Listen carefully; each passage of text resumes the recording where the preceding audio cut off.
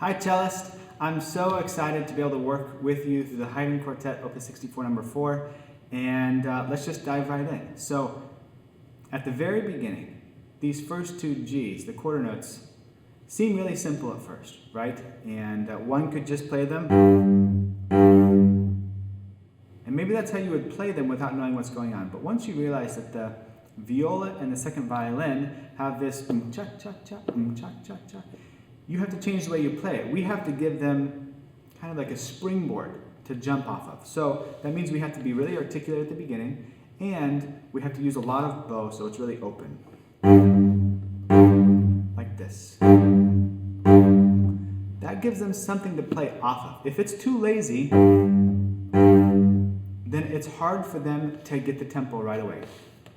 Also, it has to be a very clean beginning because the first violin, who's in a higher register, will be very clear, and we can't be late. We actually have to play not early, but almost early because we're on a lower string. It will sound late if we're on time, right? If we're right with them, it may sound a little late, depending on how big the room is. So we have to be right on top of the first violin. In the second measure, I used to do this fingering, 1, 2, 4. And it was always secure in the practice room, but I've performed this and recorded this several times now, and it was never exactly in tune, and it's hard intonation-wise as a group anyway. So I went to a more secure fingering. The easiest to get the Ds in tune was this, right? Just the octave, but I don't like the slide. It doesn't fit with Haydn, right? You just can't do that. So the other alternative was first finger on 1 again, or on the D, and then shifting up for the F sharp. And this has worked really well, especially because there's a caret on the F sharp, and so we can bring it out a little bit. The other trick is to make sure that that octave is in tune. You do a little pluck on the downbeat, and nobody hears it except yourself because the rest of the group is playing on the downbeat. So it goes something like this from the very beginning.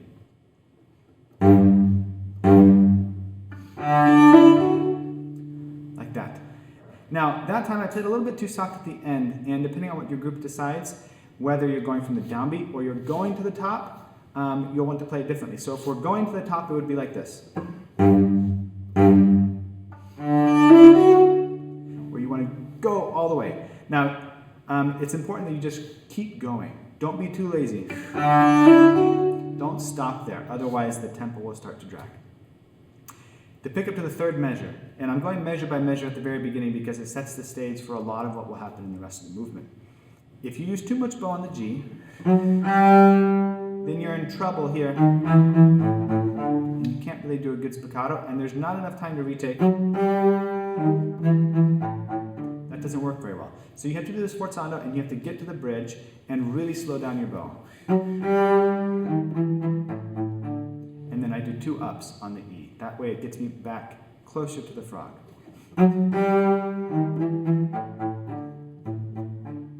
So those first 4 measures would go something like this.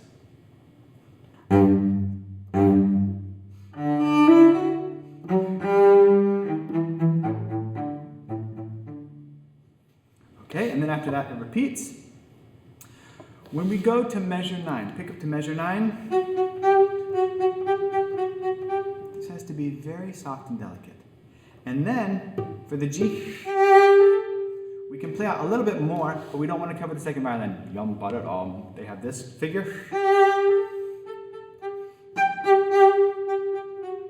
Something like that, okay? And then, the next part, we play with the viola.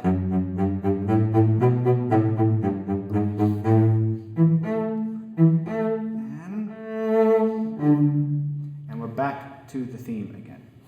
The second theme comes in measure 23. And this is a solo in unison with the viola. And so you have to work on the intonation to make sure it's just right. And you have 2 options for fingerings. You can either do it on the D string, which is safer as far as sound is concerned because many cellos have a wolf right here between the E and the F. So it can be a little dangerous. But the downside of doing it on the D string is you don't get the same dark color that you do on the G string. So on the G string it would go like this.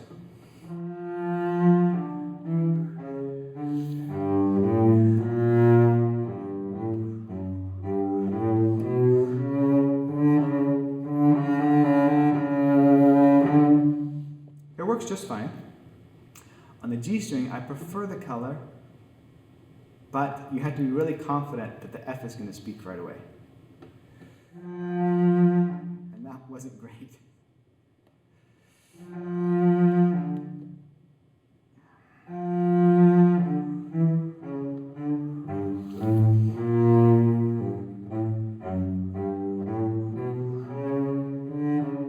What makes it even harder is that you may decide to do it non-vibrato.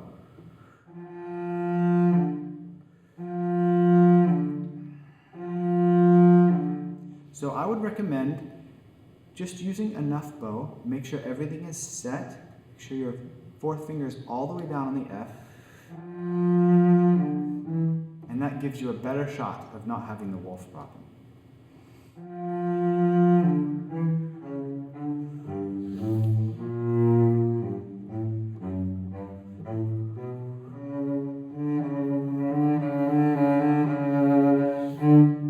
And during measure 28, there's something really interesting that happens, right? Our part isn't so interesting.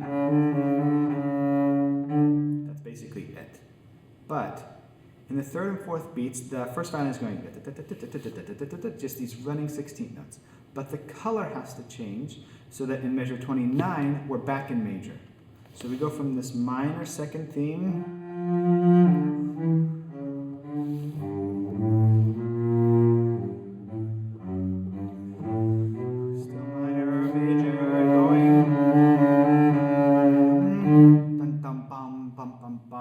back to a first theme type of rhythm, yum, dum, dum, dim, bum, bum, bum. And so we have to brighten the sound in the middle of measure 28. And you can do that with vibrato and bow speed. And then in 29, you have to send the sound out again. After that, we go to the beginning of the development. Right? In measure 39, pick up to 39, and this is the cello solo. Now, as far as fingerings, you could do it in first position.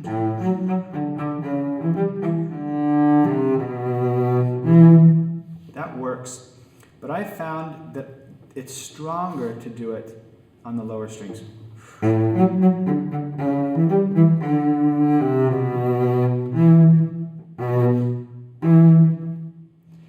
It's important, when you're going into the development, you're going to finish like this.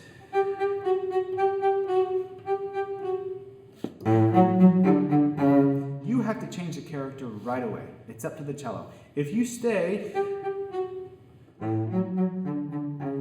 it just doesn't have the same power. All of a sudden you have to go from pianissimo to forte, and you're all by yourself. So, don't be scared. Practice it. And I would do it from C string to G string.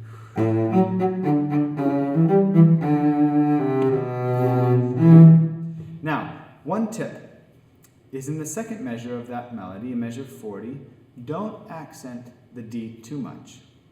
What I mean is don't do this.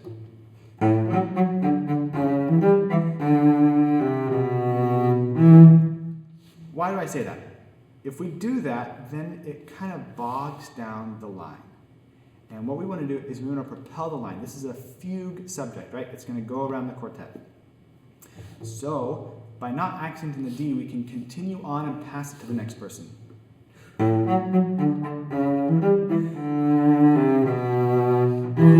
And make sure you launch it there.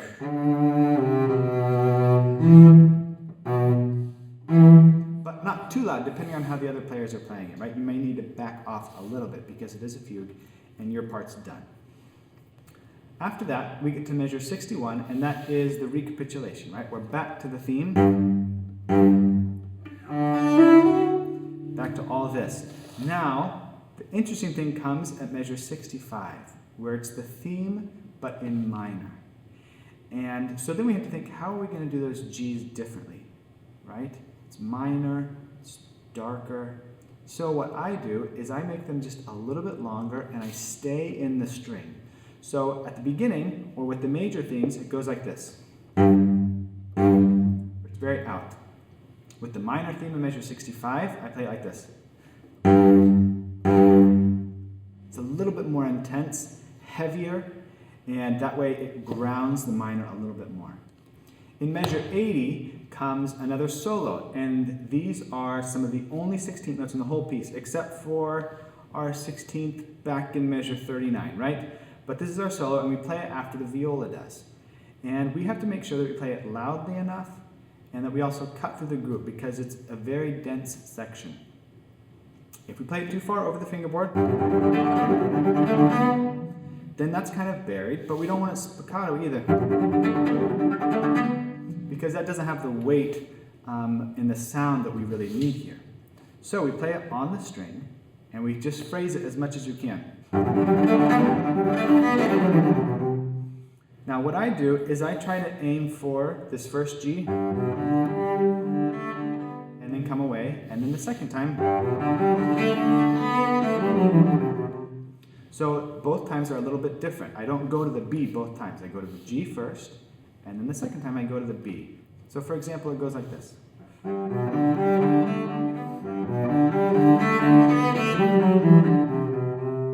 you want to use a more bow, right, as you get louder. Don't just do it with weight.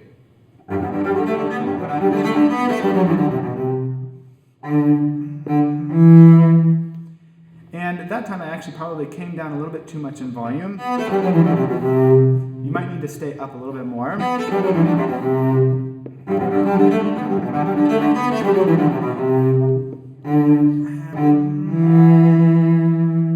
then here, I would stay at the tip. Back at the beginning, but here, we do up bow. Because this is a long note, and we will be able to hold it and have a natural decay. It's harder to get a good decay. It works, but what I like to do is change it up and start up bow. When you come in at measure 89, you have to make sure that you play the D strongly, but then you have to back away because there's more interesting things happening, and nobody really wants to hear it the whole time. So you have to play it and then get out of the way like this. And then steal a bow in there somewhere. Crescendo. And then go.